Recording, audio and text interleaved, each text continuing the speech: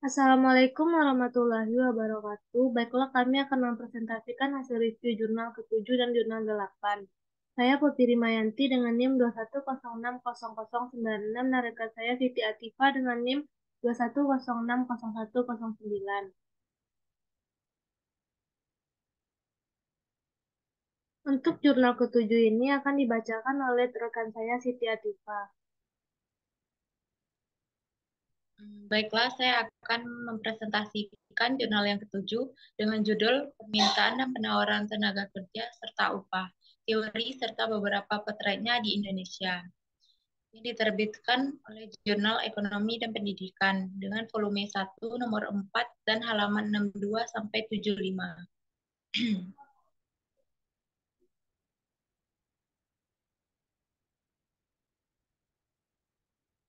Diterbitkan pada tahun 2017 dengan penulis Maimun Soleh.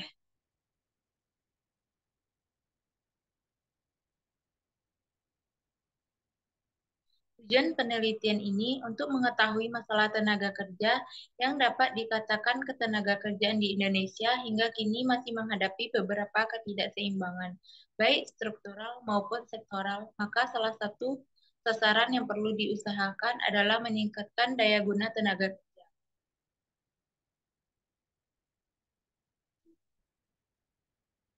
Metode penelitian yang digunakan yaitu perhitungan permintaan tenaga kerja yang dipengaruhi oleh nilai marginal produk, penawaran tenaga kerja yang dipengaruhi oleh jam kerja yang luang dari tenaga kerja individu serta upah. Secara teoritis harus diperhatikan agar kebijakan-kebijakan yang dilakukan mendekati tujuan yang diinginkan. Jenis dan sumber data yaitu sumber data dari BPS dan Ditjen PPTKDN Data SD.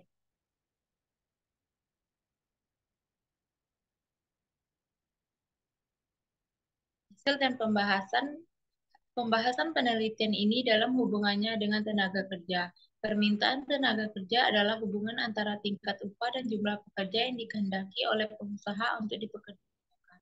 Sehingga permintaan tenaga kerja dapat didefinisikan sebagai jumlah tenaga kerja yang dipekerjakan seorang pengusaha pada setiap kemungkinan tingkat upah dalam jangka waktu tertentu.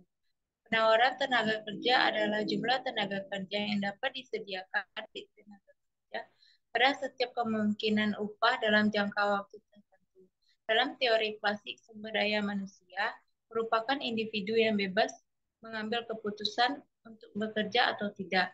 Bahkan pekerja juga bebas untuk menetapkan jumlah jam kerja yang diinginkannya.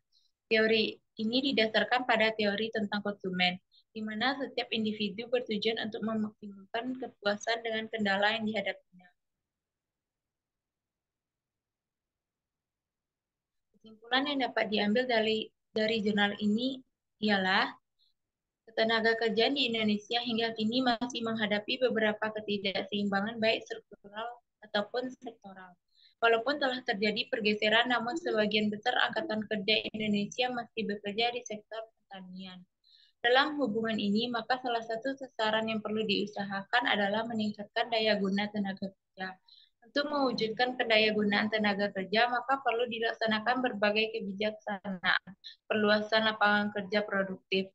Sasaran utama kebijaksanaan adalah menciptakan kondisi dan suasana yang bukan saja memberi ruang gerak inisiatif yang sebesar-besarnya kepada para pelaku ekonomi, tetapi juga sekaligus mendorong serta membantu perkembangan usaha kecil, usaha di sektor informal, dan usaha-usaha tradisional. Permintaan tenaga kerja, penawaran tenaga kerja, serta upah secara teoritis harus diperhatikan agar kebijakan yang dilakukan mendekati tujuan yang diinginkan.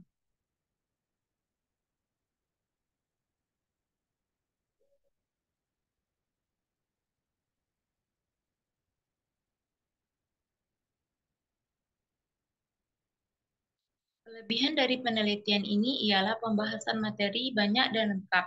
Akan tetapi kekurangan penelitian ini tidak tercantumnya metode serta tujuan penelitian.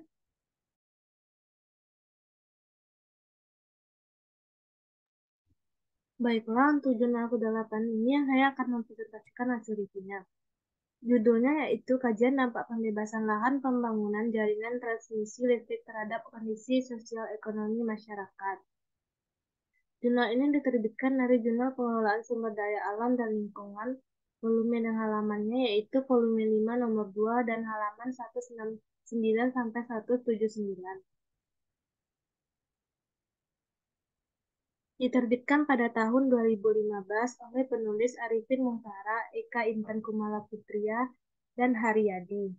Metode penelitiannya dengan metode analisis untuk perubahan jenis mata pencaharian menggunakan deskripsi kualitatif, sedangkan untuk mengkaji perubahan tingkat penghasilan menggunakan analisis kehilangan penghasilan atau loss of earning.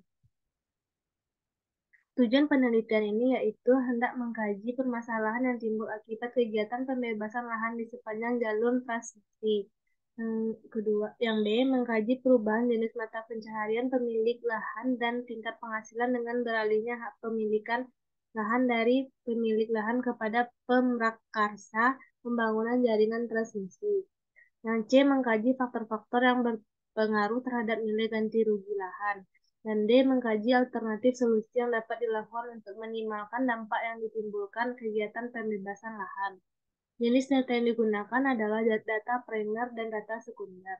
Data primer bersumber dari hasil wawancara masyarakat dan pengamatan langsung di lapangan. Pengambilan data primer dilakukan dengan metode wawancara menggunakan kuesioner dan observasi langsung. Berdasarkan hasil penelitian pasca pembebasan lahan, tidak diperoleh informasi terkait adanya konflik antara pemilik lahan dan tim pembebasan lahan ketika proses pembebasan berlangsung.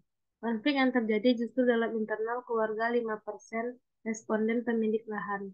Konflik muncul akibat ketidaksepakatan anggota keluarga dalam jumlah pembagian uang ganti rugi pada masing-masing anggota keluarga. Pada kasus ini, lahan yang dimiliki responden ini masih berstatus milik orang tua atau mertua yang belum dibagikan kepada ahli waris.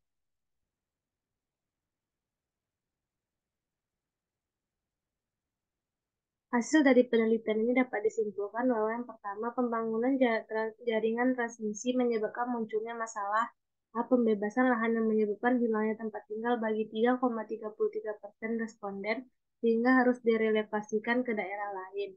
Yang B, menyebabkan hilangnya 16,63% lahan pertanian masyarakat yang terkena pembangunan tower jaringan transmisi.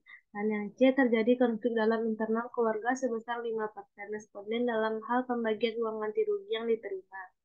Perubahan jenis mata pencaharian akibat pembebasan lahan dialami oleh responden yang menjadikan lahan sebagai modal utama usahanya. Modal ganti rugi lahan yang terkena jaringan transmisi memiliki R-square atau ADJ. Untuk meminimalkan dampak pembebasan lahan perlu diperhatikan tentang bagaimana kelanjutan usaha ekonomi masyarakat yang mengandalkan tanah sebagai modal utama usahanya dan bagaimana nilai ganti rugi yang ditetapkan harus memenuhi aspek ketaatan kepada perundang-undangan dan musyawarah dengan masyarakat pemilik lahan. Kelebihan penelitian ini yaitu artikel ini sudah merangkum kelengkapan data dan struktur artikel yang jelas. Namun kekurangannya yaitu pembahasannya terlalu banyak sehingga tidak fokus pada satu metode atau contoh. Sekian hasil presentasi review jurnal kami. Terima kasih. Wassalamualaikum warahmatullahi wabarakatuh.